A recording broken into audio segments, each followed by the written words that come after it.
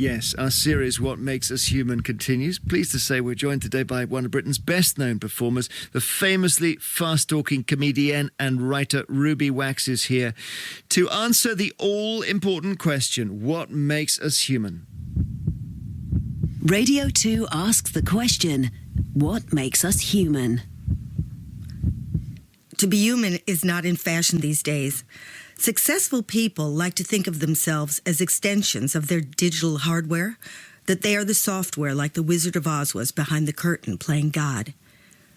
There we are, alone in the darkness, on a constant drip feed of information, either giving it or getting it. Nothing functions unless our fingers are clicking away, giving our Facebook or Twitter followers a snippet of our lives, or defriending those we oppose. We're so pumped on this digital Viagra, we feel if we go offline for a split nanosecond, the world will grind to a halt. The whole planet is waiting for us to answer the next email, and so we spend our lives returning them only to get another one, and another one, and another one, like those horror films where the plants won't stop growing or the zombies won't stop coming.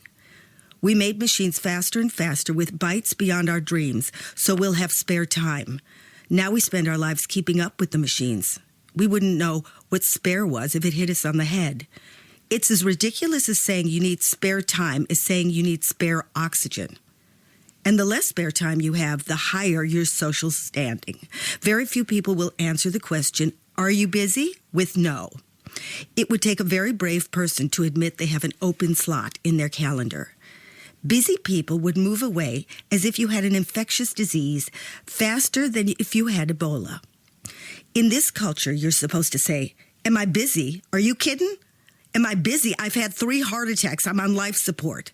Just watch how the successful and popular you'll get if you have no time for anything or anyone.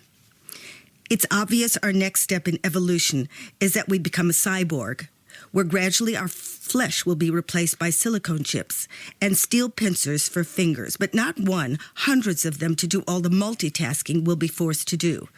Then we'll be perfect. No physical or mental flaws, only a shiny silver carcass that says, Apple, where our hearts used to be. But for now, we're just in the early stages of foreplay with our machines. We haven't been penetrated by them yet. We used to think of people who were alone talking to themselves as insane. Now it's a sign you're so important because people need you even when you're just walking. They need you because you are the source of all knowledge. You are a walking Wikipedia. Okay, so that's what not being human is, which is sadly the predicament we're in today. So to be human is to be able to say, I screwed up. I don't know what I'm doing. I'm scared. I'm lost. We are not made to know everything and do everything. To work 100 hours a day, have 14 children, run a house, have a dog, know how to make a muffin, and jog at 4 o'clock in the morning. These people are held up to be role models. They should be burnt at the stake. We should admire people who can just stay in bed. We should say, wow, this guy can afford spare time. Let's give him a knighthood. In truth, when we meet somebody who seems perfect, secretly, we can't wait for their demise. If someone is flawed, I know I'm immediately drawn to him, knowing he's like me underneath. Animals know what they're doing. They migrate thousands of miles to lay an egg, and then come back those 1,000 miles for more random sex. No one complains. We, who don't have to swim, fly, or canter 1,000 miles, are dropping from exhaustion for no other reason than keeping up with the next guy. Who's keeping up with the next guy? Who's keeping up with the next guy? Who's heading toward a nervous breakdown? And then nobody speaks to him again because he showed a flaw. To be human is to stand up and claim your weakness. If you do, then others around you will feel compassionate and empathy. These are little-used features. And that's how the world will recover from its inhuman disease called greed and narcissism, where a human being these days can actually believe he deserves over $1 million in bonuses, which defines the Frankensteins so many have turned into. Ruby Wax, thank you so much. Thanks. For your, we call it essay. I hope that's essay. all right. I hope that's not too grand. What makes us human is the subject. Brilliant to hear your essay. Thank you so much. Can we just talk a little bit about your background and what brought you here to this studio? I don't mean today. I mean, well, you were born in Illinois. Yeah. Evanston. It's so far back, I've blanked it. I've been there, actually, funny enough. It's kind of like near the university and all that. There's many questions I have, but we'll run out of time. Like, what were you doing there? Oh, with a friend. Okay. Your parents were refugees from Austria because they fled the Nazis in 1939. Mm-hmm. And that must have defined their whole lives. Well, they never mentioned it. It was, and they put all their, it's not souvenirs, their records in the attic, and I was never allowed in the attic, very early, Anne Frank. And only when they went into comas, did I actually crawl up there. And then I saw all the correspondence, saying people begging them to help them get out of Austria, and them writing and saying we can't, and it never mentioned. It was never mentioned. So it really wasn't. It was in the background. I have in the back of my head, I have Schindler's List, but not in the front. And 39, they're leaving it pretty late there, aren't they? My goodness. So they would have had relatives who didn't get out. Yeah, but never mentioned. They didn't mention that. See, did you ever say to your mum, look, were there others? I only did at the very end. Of course, I asked earlier, but at the very end. And she went, oh, yeah, there were thousands of, finally in the end, she mentioned it. And what happened to them? What did she say?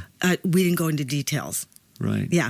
So that's troubled, and they come from Vienna in the 30s to, Evanston, Illinois? Well, my dad was in sausage casings, which is a kind of brutal, where you take the insides of cattle and you stuff it into a condom. It's not a job a lot of people would want. And it happened to be in Chicago, which was pretty much run by the mafia. But my dad was so tough that the mafia gave up. Really? They backed off. Remember that scene in The Godfather where they put a horse's head next to the guy? Of course. That was my dad's Christmas card. Oh, he just put a sausage in their bed or something? Yeah, he scared him. And so he was tough at home, though, wasn't he? Yeah, they were brutal, because they came from the school of thought of, when the dog goes to the bathroom, the way you train him is put his nose in it. That was not my potty training, but it was a metaphor. Oh, really? So he was rough on you? He was rough on me. And my mother there's a story that defines my mother that's hilarious. Would you like to hear it? Of course. Okay, we might not have time, but she became a fanatic, which I understand, chasing a dust ball for a month. So she would get fixated on stuff. So when she came to London, she kept talking about a broom. Get a broom, but not the flat one. Get the one with the bristles. She kept it up for 10 days, kept drawing it like on tablecloth. And then when you get it in a clockwise position, she got fixed on that broom. Eventually, she got on the plane shouting broom, broom all the way through the little portholes.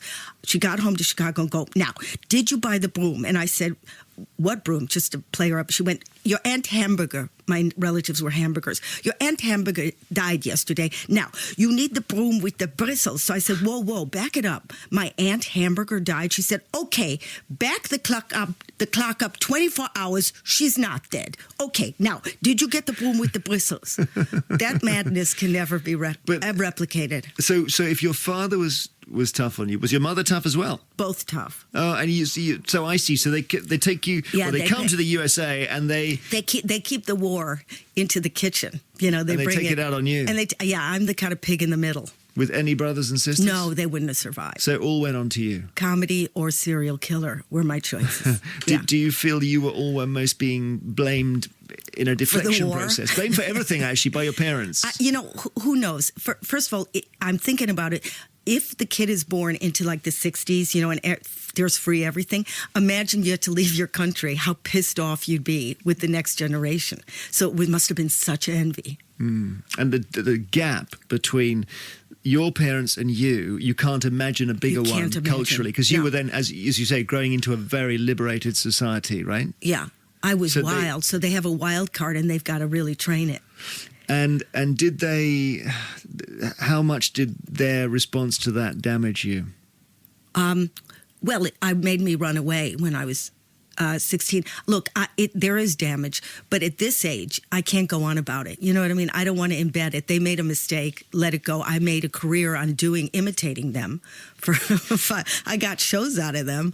Yeah, but they did some damage. I was making the connection, and I may be wrong to do that, between your depression that you suffered and all of that childhood, but maybe there is no connection. Maybe it's all just chemical. I don't know. Yeah, it's Russian roulette. You don't know. If I had a brother, he might have been perfectly normal. Nobody gets a matching set. So who knows?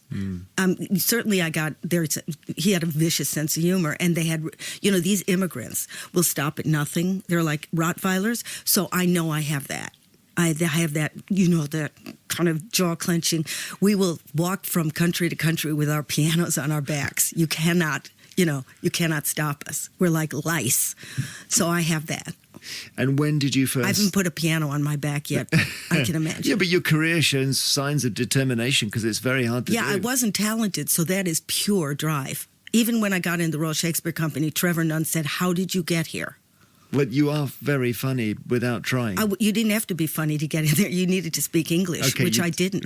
You didn't have to be funny to get in the Royal Shakespeare Company. I don't believe that. That's not what I'd heard. No, you had to do a lack. Very funny.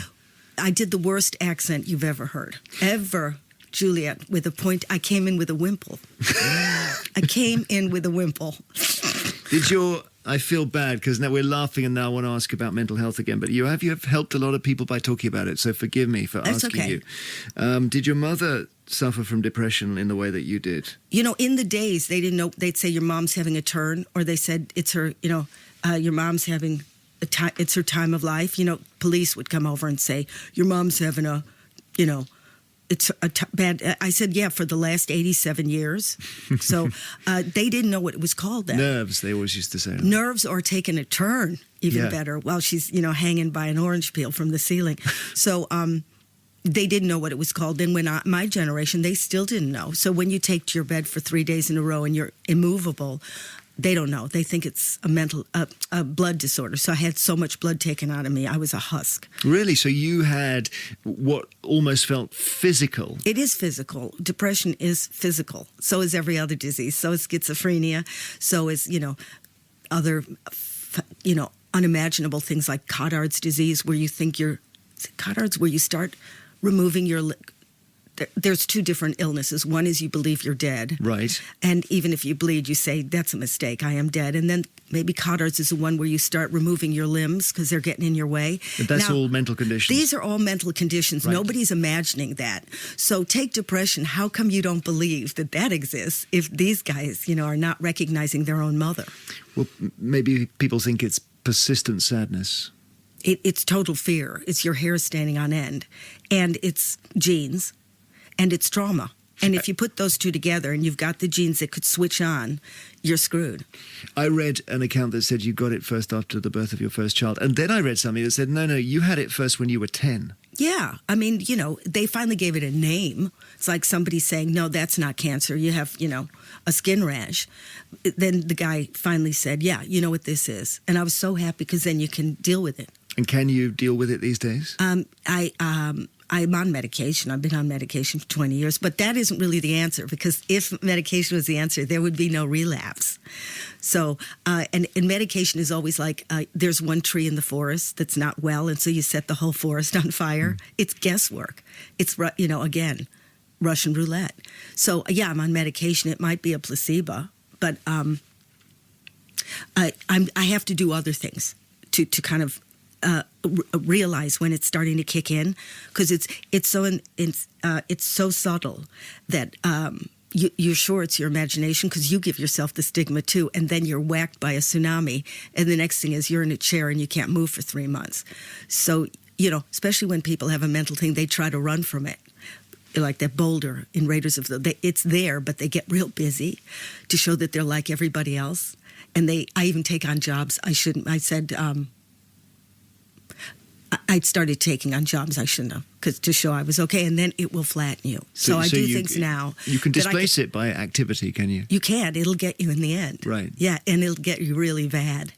It's, because it's the only disease where you get a cherry on the top of shame. So put shame on anything, it'll exasperate the disease. So now thinking back on your career and you're very visible, high profile, and interviewing Imelda Marcos and all those amazing shows, and I'm thinking, was that buzz in some way just displacing what was coming? Or no, it's not. It's like saying all weather girls have diabetes. You can't put it on a comedian. You don't have it all the time. And P.S., why would I be under stress when some guys, having to go down a mine shaft, or what's going on in Syria? I think they have a little more right to say they have. And there is 1 in 4 over there, over here. It was from the Greek times. Mental illnesses existed. They used to burn you at the stake. hopefully we've moved on from there. But it has nothing to do with my job. My insides don't know what my outside does for a living. Okay. Nothing. And you're not ill all the time. If I really had it, I wouldn't be sitting here. You know, you could come to see me in my house where I'd be a pile of lead. How did you come to Europe? How did you come to the UK? How did that happen? Well, I ran away from home, and I sold something illegal. I really can't go into it to get me over here. Okay. Yeah. I dumped it in a garbage can on my way to Israel, but that got me the money. Is this bad? Are the police going to come and take me away? No, I don't know what it is, but the thing is that if I ask and then the answer's horrendous, really it's going to be so distracting. It's upsetting. Let's do, because we're not on a delay. Okay, well, let's not mention. Well, no, I don't know. Yeah, I'm kidding. I was joking. It wasn't a Kate Bush ticket or anything. No. So we're talking about that Yeah, next. I sold my body, and I went through Europe, and then, I made enough. So I came to England. I thought, you know what, I'm going to be an actress. That was totally deluded. I had no talent. So I moved into a bedsit and practiced a Juliet speech, for 2 years. That's when I showed up with a wimple and did, alack, alack, is it not like that I, with, what is it? Bashing out my skull with Tybalt's bones. So I brought in a bone, thinking she meant literally bashing out her head with Tybalt's bone. Yeah. I did that at RADA, and there was total silence. Well, you would bring in a bone, wouldn't you? What is she saying? Juliet bangs out her head with Tybalt. She's saying it. It's yeah. You don't really bring in a turkey bone when you're auditioning for RADA. You just don't. And that speech was so good after 2 years' practice, you got in. Alack. With shrieks like mandrakes torn from the earth when living mortals run mad. That was my way of doing Shakespeare. In your essay, you talked about this technology tsunami that we've got now. And I don't know if you're the same, but the clicking and the texting, and it's partly networking, isn't it? Is there a good side? We're in touch with our friends more. Can we say that? Oh, yeah, sure. 18,000 people are watching. Just pick them up, call them on the phone. It's a desperation. It's a cry for help. Yeah, you can say you're tuned into 1 million people. Can you take in that? We don't have the bandwidth for that. We can only concentrate, I always say, what our neighbor's doing. Like if she's having sex with the man next door, I have to know. But 4 doors down, it's none of my business. We cannot, there's a limit to how much your brain can take in. So 100 years ago, 70% of people married somebody born less than 4 miles from where they lived. Would we benefit from going back to that? I'd like an arranged marriage. No, but just I think the not less having choice, the happier we are. But you see, the thing is, when you talk to 25-year-olds now about that whole keyboard smartphone thing, they think the idea that you and I used to think the way you find your partner for life is you go down the pub, right? And there's 15 people in there, you're going to get married to one. They think that's unbelievable. They've got the whole of the internet to choose from. Yeah, to be honest, I wish I had it. I'm not kidding. I grabbed the guy who I was directing me. I've seen the story, yeah. The last egg was leaving the building, so I said you. It was you did the thing of going down the pub, exactly. And then when we were going down the aisle, I told him how old I really was.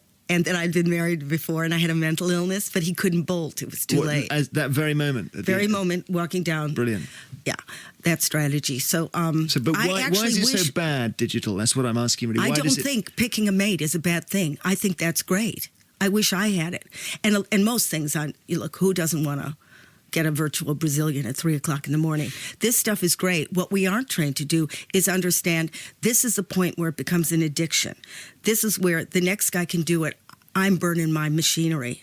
So we have no introception. Is that the right word? Nobody's training you to say, this is enough for you. Now, it's not to say go veg out. It's to say, I got to cool the system. I got to get, the cortisol down because I'm too hyped. And now when I go back into the fray, my brain is much clearer. It's not saying you to slow down. It's saying just a break.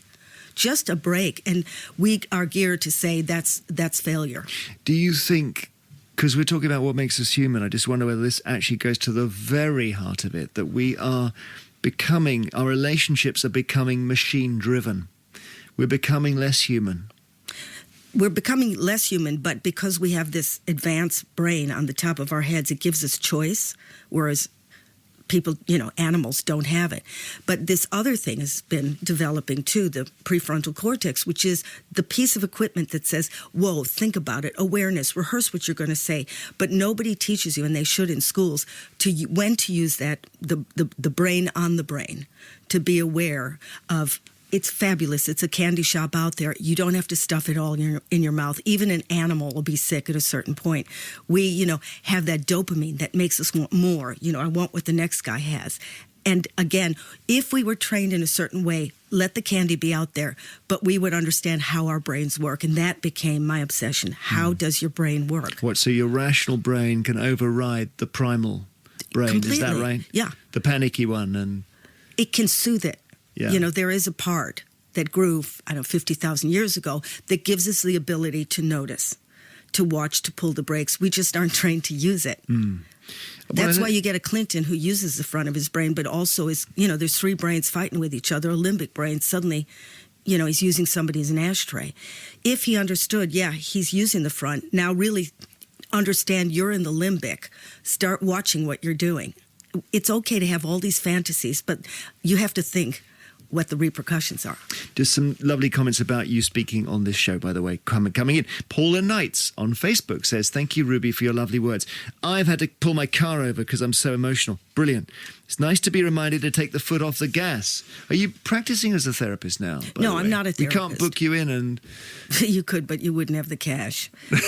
When I left Oxford 10 minutes ago, I did to write, but then also as a practical, I did a show, and they allowed me to graduate because the show was how the brain works, and then I flicked it into the show Sane New World, which tours, which opens next month. 10 days. It goes all over later the this UK. month. Yeah, brilliant. Yeah, so that was my dissertation, but I flipped it into comedy.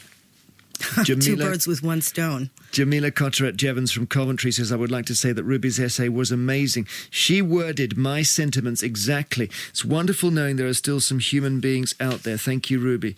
Roy says, please thank Ruby for her essay. It was profound. When they said you were coming in, I said, and you can correct me on this, Ruby, I said, that's fantastic because Ruby has gone in a very publicized way through a struggle with her mental health, and therefore she will have a more profound understanding of who we all are.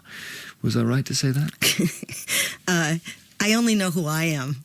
I can only guess who you are. But what I do like about studying the mind is that I can kind of tell that when you're shouting at me or whatever, I can sort of see way underneath, it's not about me. There's some hell going on in you, and you're just throwing it at me. So if I can really anchor myself, I can, it's like you're playing squash against me. It'll come right back at you. Okay. I don't mean to be cruel, but I don't have to absorb it. Okay, I haven't done too much squash, have I? No. Okay.